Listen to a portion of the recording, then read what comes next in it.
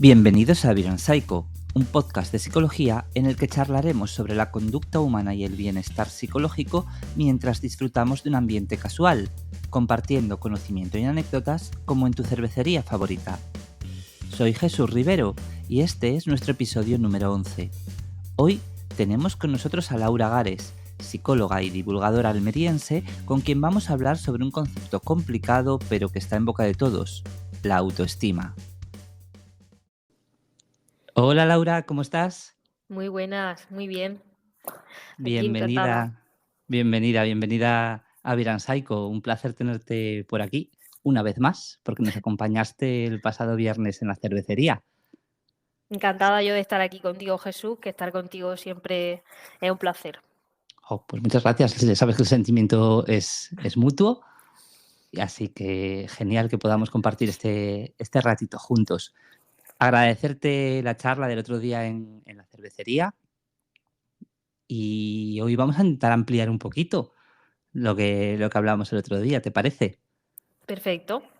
Fantástico. Pero antes de empezar, sí me gustaría que me contaras un poco, es una pregunta que siempre os hago a las personas que os pasáis por aquí a compartir este rato, pues ¿quién es Laura como psicóloga? ¿Quién es Laura como psicóloga? Ah, pues una persona como otra cualquiera que simplemente pues, ha estudiado sobre algunas cosillas del comportamiento humano y que intenta ayudar a las personas que se ponen en mis manos de una persona a otra, ¿no? Casi de igual a igual, intento ayudarles lo más cercano posible dentro de mis conocimientos. Y, y bueno, para mí es la mayor satisfacción y lo más gratificante de mi trabajo, ¿no? El Laura como psicóloga es la persona que se siente agradecida y feliz cuando logra que la persona llegue a consulta y encuentre lo que venía buscando y mejore su vida, y eso también, en parte, ayuda a mejorar la mía y mi autoestima. Mira ahí cómo hilamos, Mm, con el concepto de lo que vamos a estar hablando hoy, el tema de eso la es. autoestima. Muy bien. ¿Y cómo llegaste, Laura, a la psicología? ¿Cómo empezó tu andadura? ¿Cómo decidiste estudiar psicología?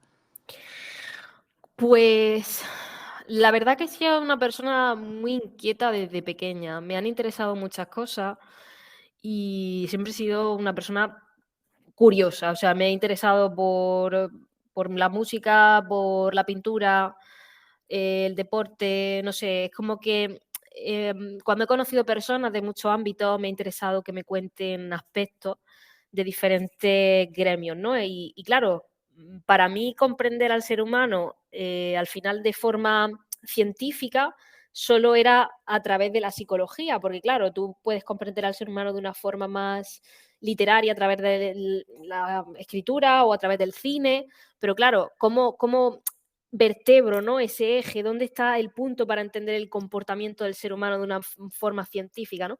Entonces, bueno, yo me acerqué desde el bachillerato a través de la filosofía e historia del arte, que precisamente explicaban el comportamiento humano, primero a través de la evolución de la historia, a través del arte y luego a través de la filosofía la evolución de la percepción del ser humano en el mundo. Entonces, ambas cosas me fliparon y digo, ¿qué hay después?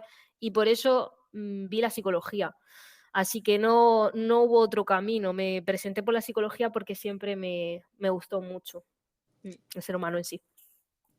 Y entiendo que además de esta parte, pues, más, de entender ese comportamiento, ¿no? También la parte asistencial, porque te dedicas a psicología sanitaria. Ujú. ¿Fue algo que siempre quisiste, esa parte asistencial, o quizás también exploraste otros ámbitos de la psicología? Pues sí, empecé primero en recursos humanos porque había más trabajo, la verdad, y, Mm. y dije, pues para poder evolucionar, incluso seguir formándome, hay que seguir trabajando, ¿no? Y empecé primero por recursos humanos. Entonces, sí, empecé por otro camino y no descarto seguir pivotando. No sé, la psicología es muy amplia y se puede aplicar a más ámbitos. Pues sí, así es, totalmente. Y ya última pregunta así un poco más personal, y luego ya entramos al tema de la autoestima, ¿no? Que es un tema súper controvertido. Eh, Eres de Almería, pero ahora estás en Asturias, te tenemos aquí en la tierrina, como decimos nosotros. que es un placer tenerte por aquí. ¿Qué tal tu experiencia asturiana? Pues para mí ha sido muy dura, porque ha sido un cambio contextual radical, ¿no? En muchos aspectos. Em, Algo que considero que facilita un poco la adaptación es que considero que el carácter de la gente asturiana es muy llano. O sea, Ujú. no percibo que haya barreras, ¿no? En acercarme a la gente y demás. Se come de escándalo y los paisajes creo que son insuperables y las calles del centro de Gijón, de Oviedo, me flipa, los pueblos, ya, no sé, esta tierra de cuento, me parece preciosa y eso ha compensado mucho la dificultad que supone adaptarse a un nuevo entorno. Entonces, me ha sido difícil. Primero por el clima, no estoy acostumbrada a tanta lluvia y oscuridad. Yo vengo de uno de los sitios, yo no sé si del mundo, pero por lo menos de España, de más horas de sol Ujú. y casi el desierto, ¿no? Entonces, calor Star y... Wars. Claro, en la trilogía del dólar, ¿no? Harry el Sucio, todo eso de Almería, de allí del distrito de Taberna. Entonces, me ha sido muy difícil por el clima también. Bueno, al final, la forma de trabajar, todo eso más metida en casa, toda esa parte sí que me ha costado un poquito más. Ujú. Pero bueno, en Pues, definitiva, contenta. Hay mucha cultura también aquí. pues te voy a decir que has venido en un año, digamos así, como muy mediterráneo, a Sí. nivel del clima, o sea, del tiempo que ha hecho este año aquí en Asturias. Así que no te quiero contar hace tiempo cuando llovía más, era más oscuro, pero gracias a eso también tenemos, como dices, los paisajes que tenemos y bueno, como comentabas antes, ¿no? Esos, antes hablábamos en el previo, antes de empezar a grabar, los pueblecitos que tenemos, cómo se distribuye aquí todo. Bueno, pero genial que por lo menos esa parte si la estés disfrutando de nuestra tierra. Ujú. Hay mucho por descubrir de Asturias. Sí, aparte, creo que hay muchos eventos culturales también y mucha inquietud por diferentes cosas. Bueno, yo me he apuntado ahora a clases de cocina. Ah, muy bien. ¿Cocina asturiana o en Bueno, general? yo que buscaba asturiana, pero creo que es en general. Pero bueno, sí. Me la dan asturiano, no sé si eso vale. Hombre, algo autóctono seguro que entra por ahí. Genial. Pues, Laura, el otro día estuvimos hablando sobre la autoestima, una charla que además titulaste como Las mentiras de la autoestima. Sí. Y yo soy de los que creo, antes de entrar en esas mentiras y que nos cuentes un poquito más y profundicemos más en lo que nos hablaste el otro día, eh, que es importantísimo intentar definir, y también importantísimo y súper difícil, porque muchas veces definir conceptos es de las cosas más complicadas que hay, pero ¿te atreverías a darnos una definición de qué es la autoestima? Vale, pues a ver, tirando un poco, ¿no? De referencias, Froxan y demás. La autoestima la podríamos definir como la percepción, guión, la descripción que hacemos de nosotros mismos y que ello se ha forjado a través de la experiencia que hemos vivido. Una definición muy operativa y muy directa. Las Mm. descripciones que nos hacemos. ¿Y por qué decidiste llamar la charla Las mentiras de la autoestima? Porque creo que hay muchos tópicos de la psicología positiva, de los eslogans, ¿no? Que se venden individualistas de quiérete, ámate, si tú no te quieres nadie te va a querer, un poco todo este discurso individualista, interiorizante que se hace sobre la salud mental en general y la autoestima en particular para a veces vender cursos o vender otra serie de productos, ¿no? Asociados a quererte más. Ujú, Quiérete mediante una serie de pues, cosas que se emparejan para aumentarte la autoestima, ¿no? Como pueda ser, pues, no lo sé, experiencias o otra serie de cosas mm, que se venden por todas partes para subir esa autoestima como si la pudiéramos subir nosotros solos a través de comprar productos, ¿no? ujú. De hecho, se habla mucho, ahora que dices eso de subir la autoestima, se habla mucho de eso de tener la autoestima alta, tener la autoestima baja, subir la autoestima, bajar la autoestima, ¿no? ¿Realmente tú crees que puede ser algo cuantificable, algo que podemos medir? Desde luego no. Eso es una trampa del lenguaje que utilizamos a nivel coloquial para comunicarnos, al final, un sentimiento, una emoción, que autopercibimos cuando sentimos una mala emoción de nuestra competencia en relación a hacer algo, o nuestro comportamiento ha recibido, a lo mejor, una mala consecuencia y eso nos ha provocado una emoción desagradable. Y si eso se repite en el tiempo de haciendo algo, recibo emociones desagradables de lo que hago, pues voy a percibir que tengo a lo mejor la autoestima baja en relación a ese algo que hago. Por ejemplo, imagínate que yo intento conocer parejas y al Ujú. final no sé, pues no paso de la primera cita. Entonces, a lo mejor esa persona, en relación a conocer personas nuevas, se autopercibe con la autoestima baja a la hora de conocer gente. Baja, alta, al final es una forma de describir que ha tenido unas consecuencias desagradables ante la hora de comportarse en relación a, pues, por ejemplo, conocer personas nuevas o incluso, pues, un trabajo nuevo, ¿no? Tengo la autoestima baja en el trabajo.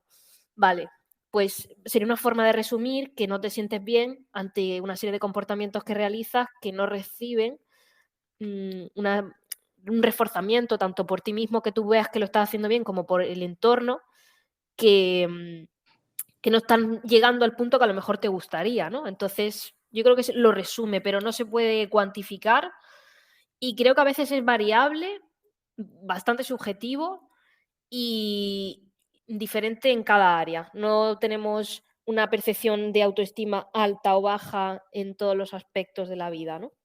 Ujú. Además, fíjate, haces referencia a esa parte de los demás, ¿no?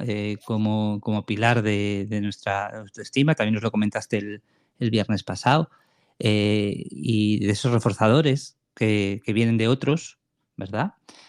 Al final la conducta también puede ser, para entendernos, como estás diciendo ahora, y por hablar así un poco más coloquialmente, autorreforzada, ¿no? Que nuestra propia experiencia privada, que bueno, la autoestima ya es una experiencia privada Mm. nuestra en sí misma, ¿no? Pero que esa propia experiencia refuerce estos comportamientos. Es decir, no solamente que hacías alusión ahora a ello, ¿no? No sé, esos reforzadores que proceden del contexto, del entorno, de fuera, para entendernos, sino también de la propia experiencia privada. Claro, lo que pasa es que la experiencia privada como tal se retroalimenta de la experiencia social Ujú, y no porque todos sean palmadas del entorno, sino porque tú pones tu conducta en un entorno y el entorno no forma parte de ti. Tú, por así decirlo, generas tu experiencia privada a través del entorno. Con lo cual no es posible desvincularse de ese reforzador externo social. Lo que pasa es que cuando ya uno desarrolla ese yo estable, que de alguna forma es el cómo nos describimos, independientemente del contexto, ahí ya uno entiende que lo que hace está también más al servicio de, en este caso, sus propios valores o lo que uno considera que tiene que hacer, más que si va a recibir el aplauso o el refuerzo social, pero nunca es inmune a él. Por mucho que ujú. yo diga, soy una crack en psicología, qué buena soy porque estoy aplicando los procedimientos del manual y estoy haciendo todo lo que he aprendido y eso es lo que tengo que hacer, si mis clientes me están diciendo, mis consultantes, no me está ayudando nada, abandonan las terapias medias o hablan mal de mí, ahí ese juego social está siempre ahí mediando, ¿no? Claro, al final hay esa reciprocidad, ¿verdad? Ujú, Entre un comportamiento, digamos así, público y un comportamiento privado, la experiencia privada de cada uno, ¿no? ujú. Entonces, si nos ponemos así como un poco más técnicos, quizás no solamente debamos atender a las contingencias, sino también, por ejemplo, la conducta gobernada por reglas, ¿no? Es decir, esas verbalizaciones que aprendemos y que moldean también nuestro comportamiento sin exponernos directamente a esas situaciones. O sea, la autoestima que también estaría, entiendo yo, ¿no? Gobernada por reglas, no solamente por una cuestión de moldeamiento por contingencias. Claro, porque realmente los valores mismamente son reglas, ¿no? Em, y de hecho, mucho de nuestro comportamiento, si no fuera por las reglas, no lo haríamos, ¿no? Porque, por ejemplo, vamos a plantear aquí, vale, yo quiero sentirme mejor conmigo misma, ¿no? Vamos a hablar coloquialmente, que al final lo dirigimos a todo el mundo. Quiero subir mi autoestima como profesional haciendo una formación. Y haciendo esa formación, seguramente me sienta más competente, ¿no? Me sentiré más capaz, con más autoestima, es decir, más reforzado en mi trabajo. Vale. Entonces, tú anticipas que te vas a sentir mejor si terminas una formación que a lo mejor te lleva 2, 3, 4 años y además te cuesta 6.000 euros o los que sean. Con lo cual, a corto plazo tienes tiempo, dinero, una serie de costes adversos, pero la regla de que haciendo ese tipo de comportamiento vas a anticipar una cosa muy positiva que vas a obtener para ti mismo a largo plazo, todo ese tipo de comportamiento en el corto plazo, la contingencia te está dando, o sea, a ver si es que aquí estamos hablando entre conductistas y yo quiero Ya, que la ¿eh? gente me entienda. El entorno, es decir, la experiencia te está devolviendo que estás estudiando, que estás sin tiempo para vivir, que estás trabajando a la vez, que además te estás dejando una pasta y parece que el contexto te está devolviendo mm, muchas sensaciones negativas, pero claro, anticipamos que a largo plazo, haciendo esa serie de comportamientos, tendremos algo muy bueno para nosotros mismos. Por lo tanto, como hemos dicho, ¿no? La autoestima es esas descripciones que hacemos de nosotros mismos y en Mm. parte es lo que estamos hablando, anticipar otra serie de cosas que haciéndolas nos sentiremos mejor con nosotros mismos, ¿no? No sé si me he explicado bien o me he enredado mucho. No, no, bien, bien. Además, me gusta que lo relaciones con el tema de los valores, sobre Mm. todo desde pues, modelos contextuales, tal, donde se trabaja mucho la cuestión de los valores y esa relación que estableces entre valores y autoestima. Sí, porque el hecho de la autoestima, que es un término tan complicado, ¿no? de acotar, eh, parece que hubiéramos asociado que la felicidad es tener mucha autoestima, sentirme muy bien porque me quiero mucho. Y claro, el hecho de ver un poquito más allá de la experiencia de estar yo conmigo a solas, me quiero mucho, y más bien entender qué es lo importante para mí en la vida y comportarme de acuerdo a eso, a veces eso podemos plantearlo desde la psicología como que me puede dar un bienestar más a largo plazo, aunque a veces sufra, que pretender sentirme muy bien porque me quiero mucho a través de otra serie de cosas que a lo mejor a corto plazo parece que nos van a hacer sentir muy bien, como, me lo invento, comprarme ropa, y a lo mejor eso no está tan alineado con lo que de verdad me importa en la vida. Entonces, lo que de verdad me importa en la vida y la coherencia de mi comportamiento con eso, probablemente influya en que yo me autoperciba mejor, porque lo que valoro y lo que hago está en consonancia. Por lo tanto, si yo veo que soy coherente con lo que me importa, me voy a autopercibir probablemente mucho mejor, incluso aunque a veces eso suponga sufrir. Te pongo un ejemplo. Para mí es muy importante el amor, ¿no? En la vida.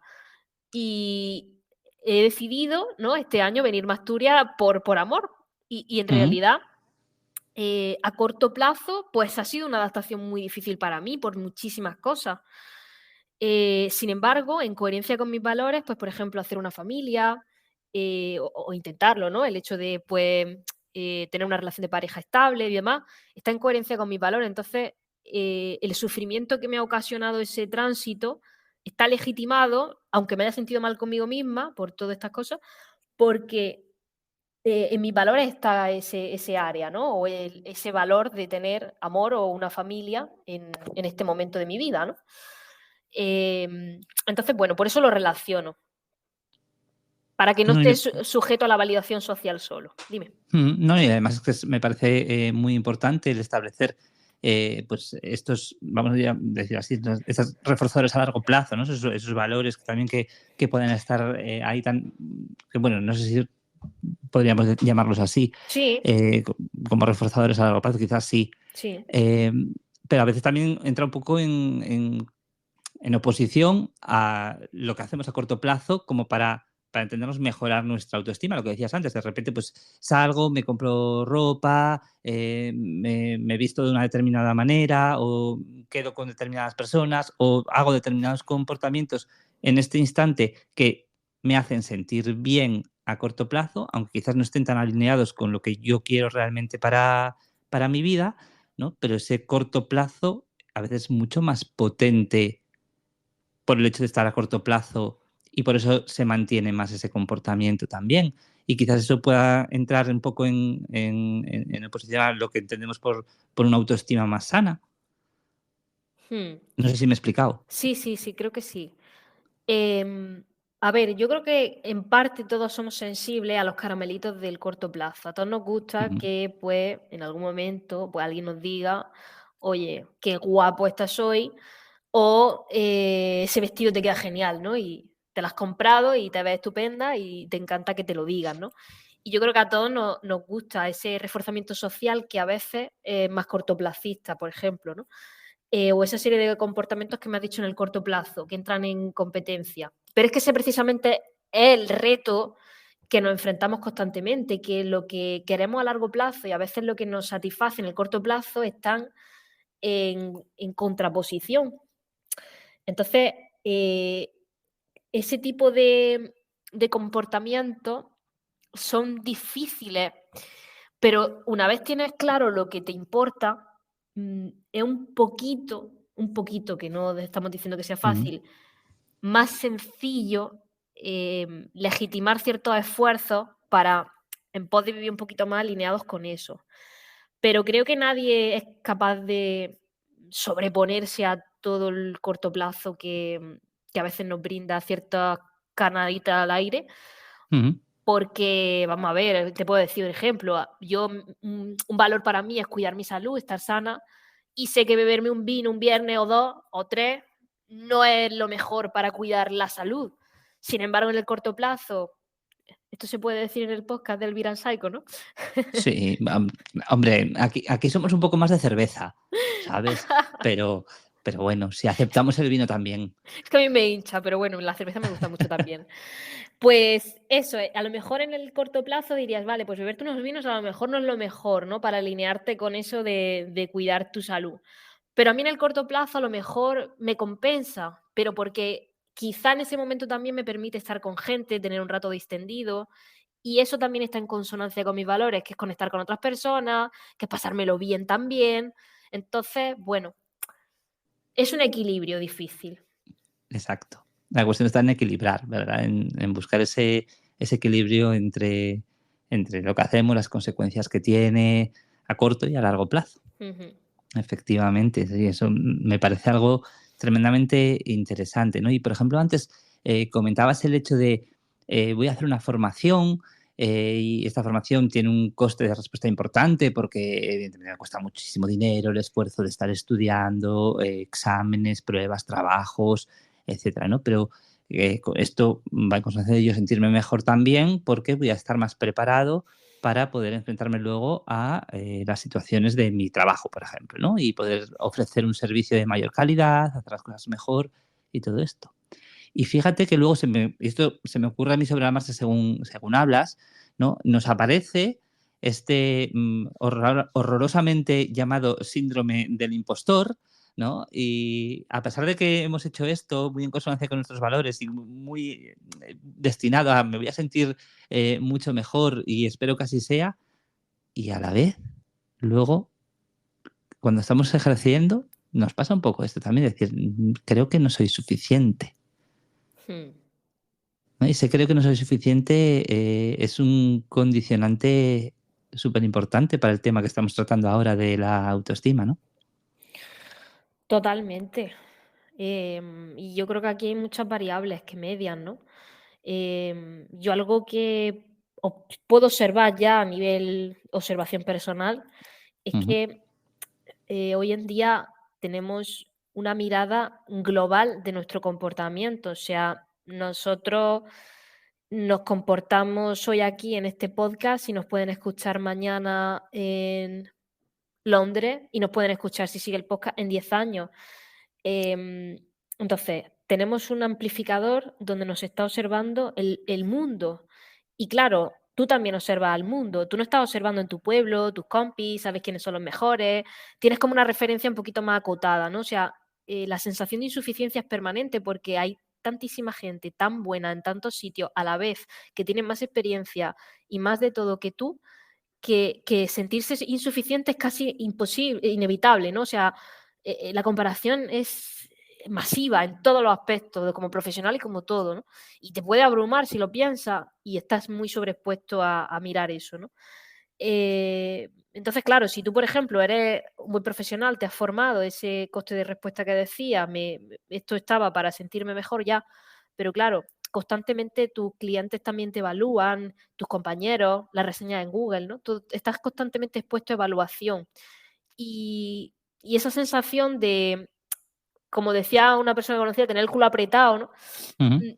A veces creo que no es del todo mala, si te ayuda, no te machaca, te ayuda a, a no relajarte tanto por el hecho de aprender nuevas habilidades, mejorar aquellas cosas que estás empezando a flaquear o aquellas que aún no has llegado a tu nivel de competencia mejor, ¿no? Creo que esa sensación de insuficiencia vista de un modo humilde, de decir, venga, siempre tengo algo que aprender, podría ser positiva, pero si es una forma de concebirlo humillante para no sentirnos nunca bien con nosotros mismos porque nunca somos suficientes, es una receta para jamás tener autoestima, Ujú. sensación de valía en un área en concreto. Eh, por lo tanto, el síndrome del impostor, ¿no? Como lo llamamos, mm, no sé, podría tener una parte buena y una parte mala, ¿no? Sí, una doble cara ahí, ¿verdad? Mm. Cambiando un poco de tercio, eh, el otro día, antes de tu charla sobre el tema de la autoestima, una persona que me preguntó, oye, ¿esto de qué hacéis en la cervecería, en el Scala y tal, de qué vais a hablar este mes? Y le dije, bueno, vamos a hablar sobre el tema de la autoestima, ¿no? Entonces, bueno, empezó a hacerme preguntas un poco sobre ese tema.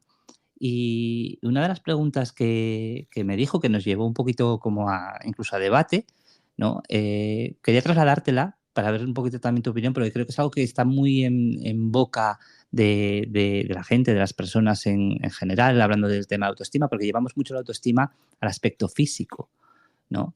Y me decía esta persona que, claro, que por ejemplo las personas que utilizaban cirugía estética, ¿no? Que eran personas con baja autoestima. Yo tuve un debate al respecto de este tema, pero me gustaría saber tu opinión. Pero yo quiero que luego me digas también la tuya. Vale, sí, sí. Creo que es una verbalización muy reduccionista. Mm, Mm, porque, ¿qué sabemos, no? Y si esa persona tiene un accidente de tráfico y se ha quedado con una parte que no le gusta y precisamente ponerse la cara de una manera que le guste, le sienta bien y refuerza, comillas. Siempre la gente que no nos ve, porque nos escucha, no ve que cada vez que utilizo la palabra autoestima la entrecomillo, porque es como una palabra demasiado literal para mí, pero bueno, sí. la sensación de que esa persona se haga una cirugía y se perciba más bonita, más bella, y eso suba, entre comillas, de nuevo, su autoestima física porque se autoperciba más guapo o guapa, ¿qué tiene de malo? Pero incluso si no hay un accidente de tráfico, si esa persona, por lo que sea, pues, a ver, todo tiene su equilibrio, pero una persona, pues por lo que sea, pues tiene mucha arruga y decide quitarse alguna arruga porque para esa persona, entre sus valores, es importante verse más guapo o guapa o tal, ¿qué problema hay? ¿Vale? Ahora bien, el hecho de que a lo mejor te operes y dependiendo de edad y cosa que te hagas, porque te puede hacer algo que nadie se entere porque sea algo que no se ve, Ujú, pero a lo mejor precisamente hacer eso hace que más gente se interese sexualmente por ti y eso, ujú, comillas, comillas, va a reforzar tu autoestima. ¿Por qué? Porque a lo mejor en parte es como un señuelo que hace que tus probabilidades de tener más atracción sexual de entrada, ¿no? Luego ya lo vas a sostener con otras cosas, pero puede hacer que tú te sientas más reforzado o reforzada sexualmente y eso te guste. Y yo pienso, ¿y qué problema hay? ¿Qué problema hay en que te ninguno. sientas bien en ese aspecto, ¿no? Siempre y cuando tengas claro por qué lo haces y demás. Somos seres sociales y los seres sociales se observan y el físico va por fuera. Ujú, Y una gran parte del físico condiciona nuestra experiencia social. Y yo hablo desde ser una mujer y estar creo, ya en visión sesgada, más sujeta todavía. Ya creo que con las redes sociales está cada vez más equilibrado, pero creo que las mujeres en general tenemos más presión sobre el físico y las comparativas y demás, incluso entre nosotras y lo que se habla de nosotras, incluso con el paso de los años, ¿no? Tú ves a las actrices que van envejeciendo y la gente, wow, qué fea se ve, ha envejecido un montón, tal. Y es como, Dios mío, o sea, el físico tiene una relevancia tremenda. Entonces, si una persona se está sintiendo mal por una serie de cosas y decide invertir su dinero en algo que se quiera ver mejor a nivel físico, que eso le refuerza su propia percepción y a la vez a nivel social, pues puede ayudarle también, no veo ningún problema. Yo no veo ningún problema. No, problema ninguno, evidentemente. En ese momento hablábamos un poco como si fuera una causa, ¿no? Es decir, la causa de que la persona se opere es que tiene baja autoestima. Y yo lo que le explicaba era que no necesariamente. O sea, que no tiene por qué serlo. Como tú dijiste, es muy reduccionista pensar así. Hay que valorar un poquito más quizás al servicio de que está esa operación, para qué se está operando, ¿no? Poníamos el ejemplo en aquel momento, en esa conversación la semana pasada, de Pamela Anderson, ¿no? Entiendo que probablemente Pamela Anderson, si hizo tantas operaciones, no necesariamente para subir su autoestima, también comillas, como dices tú, ¿no? O para mejorar su imagen de sí misma con respecto a sí misma, sino porque en aquel momento el canon que había es que una mujer con unos pechos enormes pues era una mujer de éxito, ¿no? Y con más labios, y encima hago los vigilantes de la playa y salgo corriendo ahí en mi bañador pequeñito y entonces todo el mundo me va a ver más, etcétera. Que la función que tenía en ese momento esas cirugías, por ejemplo, podría ser otra radicalmente diferente de me voy a hacer esto porque yo me siento mejor, sino por el hecho de que esto es lo que se espera que yo tengo que hacer y voy a tener más éxito también, ¿no? En ese aspecto. Entonces, claro, yo lo que planteaba sobre todo era esa reflexión, ¿no? Al servicio de que está esa operación, no necesariamente tiene que ser, porque ni la causa tiene que ser una autoestima baja, sino quizás otro tipo de cuestiones totalmente diferentes, ¿no? Pero que muchas personas lo relacionan Sí, a ver, directamente. creo que es una creencia muy extendida, ¿no? Pero bueno, tampoco pasa nada por reconocer que a lo mejor me lo invento, como decía en la charla, tengo una nariz muy grande Ujú. y no me gusta y eso me hace sentirme peor con mi imagen, que eso entraría dentro de la descripción de autoestima baja respecto a algo Sí, de mí. Tengo una emoción desagradable, una percepción desagradable de mí, que en parte estará mediada socialmente porque seguramente mucha gente me ha dicho, ¿qué nariz tienes? Anda que la tucán. Entonces, seguramente el ya, condicionamiento que has hecho de tu propia nariz esté condicionado socialmente y sientas más baja autoestima, porque en parte socialmente se ha forjado. A lo mejor nunca tan comparado, pero si tú te has visto alrededor de todo el mundo con narices más pequeñas y tú te ves con una nariz grande, digas, va, pues si a lo mejor yo hago este comportamiento, me siento con, comillas, comillas, más autoestima porque siento que encajo más socialmente o me siento menos observada. Pero es que cada caso es un mundo. exacto. Hay un corto muy chulo que me vi hace poco que era un mundo de gente sin cabeza. Entonces, un hombre sí la tenía y se enamoraba de una chica que no tenía cabeza. Entonces, la chica cuando le toca y percibe que, no, que tiene cabeza, se asusta y lo abandona. Y entonces él decide ir a la guillotina, porque en ese mundo podían vivir sin la cabeza, y se corta la cabeza para poder volver a estar con ella, ¿no? Entonces, la reflexión, ¿no?, que yo hice del corto, ¿no? Y se especulaba un poco era hasta qué punto es importante sentirnos queridos y encajar en el mundo con las reglas que existen. Entonces, al final, ese hombre decidió cortarse la cabeza para encajar en el mundo de la gente sin cabeza. Y aquí un poco lo mismo, ¿no? O sea, si tú percibes a lo mejor que las chicas que más tuercen cuello en la discoteca son las que se han operado las tetas, pues a lo mejor tú dices, pues a lo mejor yo también quiero. Depende de también lo que para ti sea importante. Quizá para ti que se gire en el cuello a mirarte, pues dices, a mí que yo lo que quiero es un chico Exacto. que me quiera y me acompañe a la vida que es dura. Pues Mm, depende, ¿no? totalmente. Totalmente de acuerdo contigo en esta reflexión. Yo invito a la gente a leer tu blog también, donde tienes un montón de entradas hablando de este tema en tu página web. Y una de esas entradas que tienes se titula Tengo la autoestima por los suelos. ¿Qué hago? Mm, ¿Te gustaría, o si te apetece, ¿no? Hablarnos un poco, a ver, desde una generalidad absoluta, lo sé, y entendiendo que cada caso es particular y absolutamente único, eso está claro, y que habría que adaptar toda la situación específica de cada persona, ¿vale? mm, Pero yo creo que probablemente las personas que nos escuchen, sí les apetecería tener, pues eso, un ¿qué hago?, ¿no? Que yo diría, si, lo primero de todo, si me permites lanzar el mensaje, es que si eso te hace sufrir mucho, pide ayuda. Eso sería lo primero de todo. mm. Bueno, el artículo no sé ni cuándo lo escribí, ya no sé ni siquiera lo que en ese artículo puse. Pero bueno, seguro que voy a contestar algo parecido porque al final pienso lo mismo, ¿no? El tema de los títulos, en realidad los puse acorde a lo que busca la gente, ¿no? No acorde a la descripción que nosotros hacemos, ¿no? Con lo que hemos dicho, Ujú. autoestima alta, baja, autoestima por los suelos, tal. Pero bueno, es algo que la gente suele explicar cuando se siente muy mal consigo mismo, ¿no? Me siento por los suelos la autoestima, ¿no? Sí. ¿Qué puedo hacer? Vale, lo primero que le diría es, ¿en qué contextos te sientes así? Porque si es en el trabajo, ¿por qué? Si es con tu pareja o si es que la tienes, ¿por qué? Si es con tus amigos, ¿por qué? Porque seguramente me va a empezar a describir eh, relaciones que hay en su entorno que le devuelven una serie de cosas o experiencias de su pasado. Le preguntaría en qué contextos. Luego le preguntaría qué hace cuando le ocurre eso en esos contextos. Porque a veces, por encajar, también hacemos cosas en ciertos contextos que no, comillas, comillas, bajan esa percepción de buena de nosotros, ¿no? Entonces, ¿cómo nos subimos? Co- Sube, baja, ¿cómo nos subimos la autoestima que está por los suelos?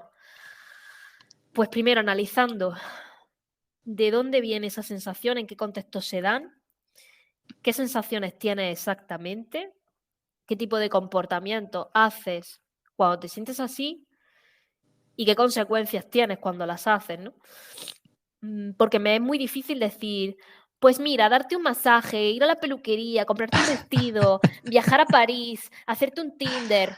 Es que, ¿qué prescripción le doy? Lo que para mí es reforzante, para ti igual no. Y a lo mejor lo que te está causando esa sensación de baja autoestima, pues puede ser muy diverso, ¿no? Puede ser muy Ujú. diverso y conviene que analices, ¿no? En dónde. Lo siento por no haber dado un tip No, no, de encuentra tu persona vitamina o algo, perdón. me parece una respuesta maravillosa, porque nos das una hoja de ruta a seguir, ¿no? De un poco analiza, investiga, obsérvate, ¿no? Pues trabaja con tu yo en ese aspecto, ¿no? Ese yo observador que tenemos que potenciar muchísimas veces. Analiza ese contexto, entiéndelo, y a partir de ahí, pues habrá que tomar decisiones. Y me encanta el hecho de que hayas dicho, pues te voy a dar estos 5 tips maravillosos para tener la autoestima por las nubes, ¿no? Ya que la tienes por el suelo, pues ahora por las nubes. Entonces, fantástico, ¿no? En general es esto, ¿no? Es esa observación de las situaciones de uno mismo y a partir de ahí, pues ver qué podemos hacer, porque como dices, cada caso es absolutamente diferente y cada persona es distinta, ¿no? Incluso, o sea, aunque fueran gemelos genéticamente idénticos, sería lo único que tendrían de idénticos probablemente porque sus experiencias en el contexto, por muy parecido que sean, tampoco van a ser las mismas, ¿no? Entonces, tendríamos que valorar al individuo en sí mismo, en su contexto, ¿no? El individuo en su contexto. Ujú, Con lo cual, muy bien, muchas gracias por tu respuesta porque a mí, al menos a mí, me ha gustado mucho. me alegro. No sé si quieres comentarnos alguna cosita más, porque bueno, ya sabes que estas entrevistas intento hacerlas breves para que o sea, hay un super podcast de un montón de tiempo, pero sí que creo que te hemos podido conocer un poquito más, hemos profundizado en lo que hablamos el otro día, hemos tocado temas súper interesantes. De hecho, te voy a decir que yo me había medio preparado preguntas para hacerte y creo que no te hice ninguna, quitándola de la definición del principio de las que tenía preparadas. Con lo cual, genial. Bueno, sí, es esto del blog, sí, cierto, esto último del blog sí te lo pregunté ahora. Y me ha parecido una conversación muy interesante. No sé si quieres contarnos alguna cosa más que añadir.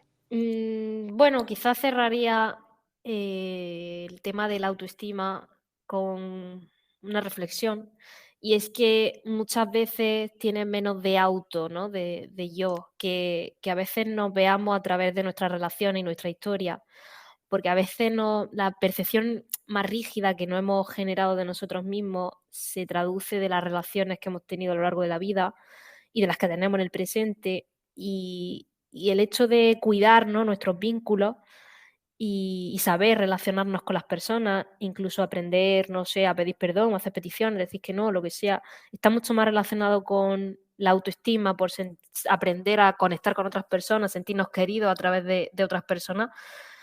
Por lo tanto, creo que es súper importante las conexiones valiosas con otras personas para precisamente sentirnos bien nosotros, con nosotros mismos a solas. Y creo que se hace más énfasis en el individuo aislado, yo con mi estrategia, que de remarcar la importancia que precisamente tiene sentirnos conectados a otras personas para sentirnos bien con nosotros mismos. Así que bueno, esa es mi reflexión. Pues después de esta fantástica reflexión, darte las gracias, Laura, por compartir con nosotros este ratito aquí en Viran Psycho. Es la primera, pero espero que no sea la última. Muchísimas gracias, Laura. Nos vemos pronto. A ti, un abrazo. Un abrazo. Chao. Y hasta aquí el episodio de hoy. Podéis dejarnos vuestros comentarios y también compartir en nuestras redes sociales y las de Laura, que os dejamos en la descripción del episodio, vuestras impresiones y preguntas. Os esperamos en el próximo episodio de Viran Psycho.